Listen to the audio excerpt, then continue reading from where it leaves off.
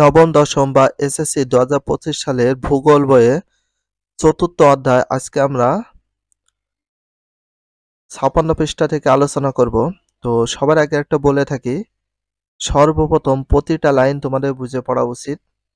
দেন প্রত্যেকটা importance underline করে রাখা উচিত। দেন তার সাথে আরেকটা বিষয় তোমাদের মনে রাখতে হবে, যেগুলো ইম্পর্টেন্ট কোশ্চেন পাওয়া যায়, শর্ট কোশ্চেন হোক এমসিকিউ হোক, সেগুলো নোট ডাউন করা উচিত। আর প্রতিটা লাইন বোঝার চেষ্টা করতে হবে। দেন তার সাথে নেক্সট টাইমে তোমাদের যেন সেটা আবার নতুন করে কোনো কিছু মানে আন্ডারস্ট্যান্ডিং করা না লাগে। ফার্স্ট টাইমে যদি আমরা ভালো করে রিয়েলাইজ করে পড়া ট্রাই করি, তাহলে যে কোনো এমসিকিউ এবং যে কোনো সৃজনশীল কোশ্চেন অনায়াসে লিখতে পারবা। দেখো, লাভা ও ভস্মেও সামান্য পরিমাণ নিক্ষেপ করে নির্গমন পথের আশেপাশে ছোট এলাকায়। লাভা ও ভস্ম, লাভা বলতেই তো বোঝোই আগুনের লাভা বা আগ্নেয়গিরির লাভা আছে, ভস্ম মানে ছাই হয়ে যায়, সামান্য পরিমাণ নিক্ষেপ করে নির্গমন পথে। নির্গমন মানে যেখান থেকে লাভাগুলো গলে গলে পড়ে সে পথটাকে বলে নির্গমন পথ, আশেপাশে ছোট এলাকায়। সিন্ডার কোন আগ্নেয়গিরি এর গড় আকৃতি প্রায় 800 মিটার চওড়া তল এবং 100 মিটার উঁচু। তার মানে সিন্ডার কোন খুবই ছোট্ট আগ্নেয়গিরি। তাহলে সিন্ডার কোন আগ্নেয়গিরির গড় আকৃতি কত মিটার? 800 মিটার চওড়া তল, 800 মিটার চওড়া তল আছে আর 100 মিটার উঁচু রয়েছে। এটা হচ্ছে সিন্ডার কোন আগ্নেয়গিরি। মেক্সিকোর প্যারিকটিন এর উদাহরণ। মেক্সিকোর প্যারিকটিন যেটা রয়েছে এটার নাম হচ্ছে সিন্ডার কোন আগ্নেয়গিরি। সিন্ডার কোন আগ্নেয়গিরি রয়েছে কোথায়? মেক্সিকোর প্যারিকটিন। মেক্সিকোর প্যারিকটিনে একটা উদাহরণ দেওয়া আছে। তাহলে মেক্সিকোর প্যারিকটিন কি ধরনের আগ্নেয়গিরি? সিন্ডার কোন আগ্নেয়গিরি। তাহলে সিন্ডার কোন আগ্নেয়গিরির ভিতর কি আছে? মেক্সিকোর প্যারিকটিন। যে কোনো ইম্পর্টেন্ট কোশ্চেনগুলো আমরা ঘুরিয়ে ফিরিয়ে পড়বো, দুই সাইড থেকে নিজেরা কোশ্চেন করবে, নিজেরা অ্যান্সার দেবে। এটা কিন্তু সবচেয়ে বেস্ট ওয়ে মনে রাখার। আগ্নেয়গিরির অগ্নুৎপাতের ফলাফল। Effects of volcanism. আগ্নেয়গিরি অগ্নুৎপাতে, আগ্নেয়গিরি মানে যেখানে আগ্নেয়গিরি রয়েছে, যেখান থেকে লাভা বের হয়, গরম উত্তপ্ত। অগ্নুৎপাতের ফলে ভূপৃষ্ঠ অনেক পরিবর্তন সাধিত হয়। অন্যদিকে ক্ষয়ক্ষতির সঙ্গে সঙ্গে কোনো কোনো স্থানে এর দ্বারা সামান্য সুফল পাওয়া যায়। নিম্নে আগ্নেয়গিরির ফলাফলের বিভিন্ন দিক তুলে ধরা হলো। 1 নাম্বার, অনেক সময় আগ্নেয়গিরি থেকে নির্গত পদার্থ চারদিকে সঞ্চিত হয়ে মালভূমির সৃষ্টি করে। বলা হয়েছে কি, অনেক সময় আগ্নেয়গিরি থেকে নির্গত যে পদার্থ রয়েছে চারদিকে সঞ্চিত মালভূমির সৃষ্টি করে। অনেক সময় আগ্নেয়গিরি থেকে নির্গত পদার্থ চারদিকে সঞ্চিত হয়ে কিসের সৃষ্টি করে? মালভূমির সৃষ্টি করে। ভারতের দাক্ষিণাত্যের কৃষ্ণ মৃত্তিকাময় মালভূমি এর নির্গম লাভা গঠিত হয়েছে। তাহলে কোথায় গঠিত হয়েছে নির্গম লাভা? সেটা হচ্ছে কৃষ্ণ মৃত্তিকাময় মালভূমি। তাহলে কৃষ্ণ মৃত্তিকাময় মালভূমি কোথায় গঠিত হয়েছে? ভারতের দক্ষিণাত্যে। 2 নাম্বার, সমুদ্র তলদেশেও অনেক আগ্নেয়গিরি আছে। তাহলে সমুদ্র তলদেশে অনেক আগ্নেয়গিরি আছে। কোথায় অনেক আগ্নেয়গিরি আছে? সমুদ্র তলদেশে। এ থেকে নির্গত লাভা সঞ্চিত হয়ে দ্বীপের সৃষ্টি হয়। প্রশান্ত মহাসাগরের হাওয়াই দ্বীপপুঞ্জ এভাবে সৃষ্টি একটি আগ্নেয়গিরি দ্বীপ। তাহলে প্রশান্ত মহাসাগরের হাওয়াই দ্বীপপুঞ্জ এটা সৃষ্টি হয়েছে আগ্নেয়গিরি দ্বীপ। তাহলে আগ্নেয়গিরি দ্বীপ কোথায় সৃষ্টি হয়েছে? হাওয়াই আগ্নেয়গিরি দ্বীপটা সৃষ্টি হয়েছে প্রশান্ত মহাসাগরে। 3 নম্বরে আছে দেখো, আগ্নেয়গিরি অগ্ন্যুৎপাতের ফলে ভূপৃষ্ঠে কোনো অংশ ধসে গভীর গহ্বরের সৃষ্টি হয়। 1883 সালে সুমাত্রা ও জাভা দ্বীপের মধ্যবর্তী অংশে অগ্ন্যুৎপাতের ফলে এক বিরাট গহ্বর দেখা যায়। তাহলে এক বিশাল গহ্বর দেখা যায় কত সালের দিকে? 1883 সালে। 1883 সালে সুমাত্রা জাভা দ্বীপের মধ্যবর্তী অংশে অগ্ন্যুৎপাতের ফলে এক বিশাল গহ্বর সৃষ্টি হয়। কোথায়? সুমাত্রা জাভা দ্বীপের মধ্যবর্তী অংশে। তাহলে সুমাত্রা জাভা দ্বীপ রয়েছে তার মাঝখানে বিরাট গহ্বর দেখা যায়, সেটা হয় 1883 সালে। 4 নাম্বার, মৃত আগ্নেয়গিরির জ্বালামুখে পানি জমে আগ্নেয় হ্রদের সৃষ্টি করে। তাহলে মৃত আগ্নেয়গিরি যেটা রয়েছে ওটা জ্বালামুখে পানি জমে আগ্নেয় হ্রদের সৃষ্টি করে? আলাস্কার মাউন্ট আরাকামা। তাহলে আলাস্কার মাউন্ট আরাকামা, আর একটা আছে নিকারাগুয়ার কোশেগায়না এ ধরনের হ্রদ। তাহলে এ ধরনের হ্রদ রয়েছে আলাস্কার মাউন্ট আরাকামা, নিকারাগুয়ার কোশেগায়না এ ধরনের হ্রদ রয়েছে। ৫ নম্বর, আগ্নেয়গিরির নির্গত লাভা, শিলা, দ্রব্য প্রভৃতি দীর্ঘকাল ধরে একটা স্থানে সঞ্চিত হয়ে পর্বতের সৃষ্টি করে। এ ধরনের পর্বতে আগ্নেয় পর্বত বলা হয়। তাহলে এ ধরনের পর্বতকে কি বলা হয়? আগ্নেয় পর্বত। আগ্নেয় পর্বতের ভেতরে রয়েছে ইতালির ভেসুভিয়াস। ইতালির ভেসুভিয়াস কি ধরনের পর্বত? আগ্নেয় পর্বত বলা হয়। ৬ নম্বর, অনেক সময় আগ্নেয়গিরি লাভা সঞ্চিত হতে হতে বিস্তৃত এলাকা নিম্ন সমভূমিতে পরিণত হয়। যেমন উত্তর আমেরিকার স্নেক নদীর লাভা সমভূমি। উত্তর আমেরিকার স্নেক লাভা সমভূমি। আগ্নেয়গিরি অগ্ন্যুৎপাতের ফলে লাভা চতুর্দিক ছড়িয়ে পড়ে, গ্রাম, নগর, কৃষিক্ষেত্রে সব ধ্বংস করে।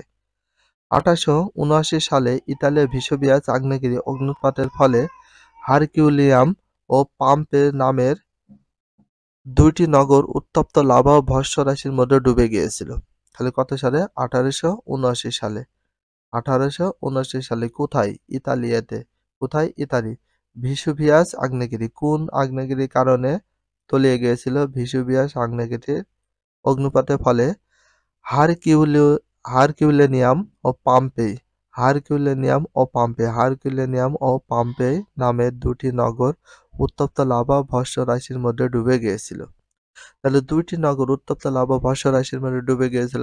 হারকিউলিনিয়াম হারকিউলিনিয়াম হারকিউলি তাহলে হারকিউলিনিয়াম ও পাম্পে দুটা নগরীতে। কোন আগ্নেয়গিরি? ভেসুভিয়াস আগ্নেয়গিরি। কত সালে? ১৮৭৯ সালে। কত সালে হয়? কোন দেশে হয়? ইতালির। আগ্নেয়গিরির কারণে কেবল মানুষের অপকার নয়, উপকারও হয়ে থাকে। এতে ভূমির উর্বরতা বৃদ্ধি পায়। যেমন দক্ষিণাতে লাভা গঠিত কৃষ্ণ মৃত্তিকা কার্পাস চাষের জন্য বিশেষ উপযোগী। তাহলে দক্ষিণাতে লাভা গঠিত কৃষ্ণ মৃত্তিকা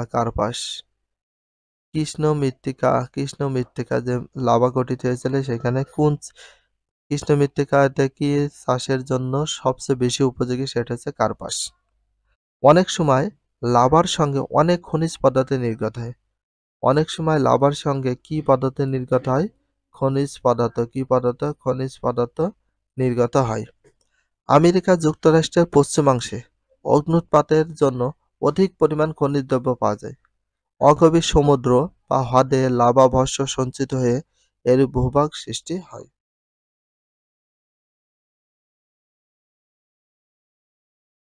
ভূপৃষ্ঠে ধীর পরিবর্তন। তাহলে ভূপৃষ্ঠে ধীর পরিবর্তনের কারণ ও ফলাফল। Cause and effect of slow change of the earth's surface. আমরা জানি পৃথিবী আকস্মিক পরিবর্তনের জন্য তিনটি প্রধান ভূমিরূপের সৃষ্টি হয়। তাহলে আমরা জানি আকস্মিক পরিবর্তনের জন্য প্রধান কয়টি ভূমিরূপের সৃষ্টি হয়? তিনটি ভূমিরূপের সৃষ্টি হয়। তা হলো পর্বত, মালভূমি, সমভূমি। তার ভিতরে আছে মালভূমি ও সমভূমি। এসব ভূমিরূপ বিভিন্ন ধরনের প্রাকৃতিক শক্তি যেমন সূর্যতাপ, বায়ু, বৃষ্টিপাত, নদী প্রভৃতি দ্বারা খুব ধীরে ধীরে পরিবর্তিত হয়ে নতুন ভূমিরূপে পরিণত হয়। এই পরিবর্তনের প্রক্রিয়াকে ধীর পরিবর্তন বলে। তাহলে এই ধরনের প্রক্রিয়াকে কি বলা হয়? ধীর পরিবর্তন বলে। এখান থেকে এ পর্যন্ত দেখে রাখতে পারবে। আর যেগুলো আমরা আন্ডারলাইন করে দিয়েছি এইগুলো সবচেয়ে বেশি ইম্পর্টেন্ট, সেই জন্য তোমরা আন্ডারলাইন করতে পারো।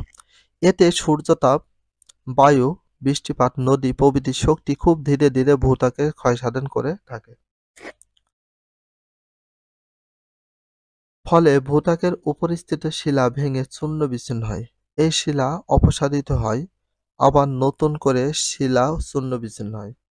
এভাবে পর্যায়ক্রমে প্রাকৃতিক শক্তির প্রভাবে তুমি ক্ষয়প্রাপ্ত হতে থাকে। ক নম্বর, বিচ্ছিন্নভবন ও ক্ষয়ীভবন।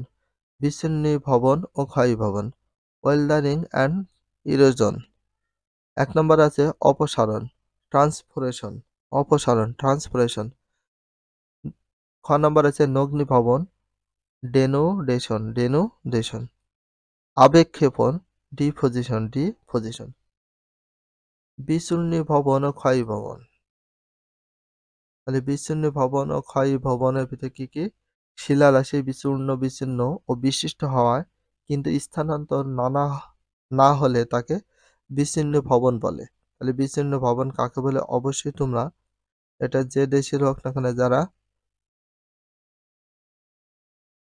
চূর্ণ বিচ্ছিন্ন বিশিষ্ট হওয়ার কিন্তু স্থানান্তরটাকে বলে বিচ্ছিন্ন ভবন। সাধারণত প্রাকৃতিক কারণে শিলা চূর্ণ বিচ্ছিন্ন হয়। সাধারণত কি কারণে চূর্ণ বিচ্ছিন্ন হয়? কি কারণে শিলা চূর্ণ বিচ্ছিন্ন হয়? প্রাকৃতিক কারণে। তাহলে প্রাকৃতিক কারণে কিসের চূর্ণ বিচ্ছিন্ন হয়? শিলা।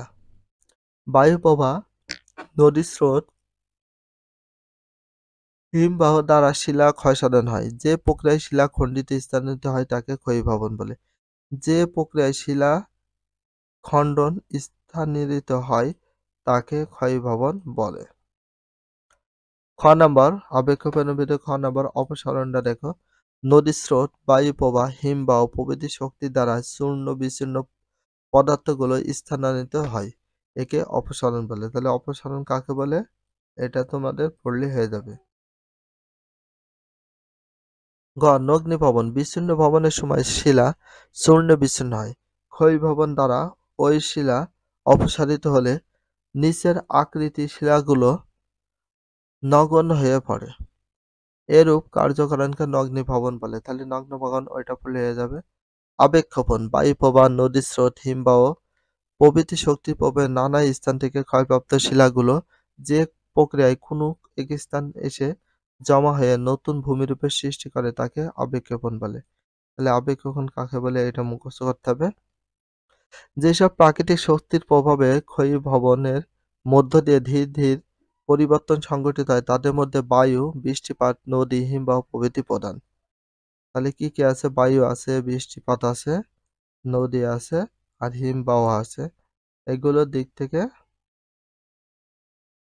খুবই প্রধান। এদের ক্ষয়কার্য নিম্নে আলোচিত হলো।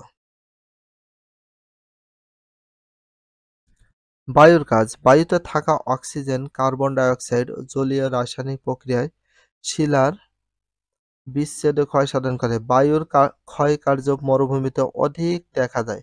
মরু এলাকা শুষ্ক, বৃষ্টিহীন এবং গাছপালা শূন্য। মরু এলাকার গাছপালা কম থাকার কারণে মৃত্তিকা সুদূর নয়। তাহলে মৃত্তিকা সুদূর না হওয়ার কারণ মরুভূমিতে গাছপালা না থাকার কারণে। এছাড়া দিনের বেলায় সূর্যের তাপে রাতে শীতলায় শিলার সংকোচন প্রসারিত ফলেও সংবদ্ধতা শিথিল হয়ে যায়।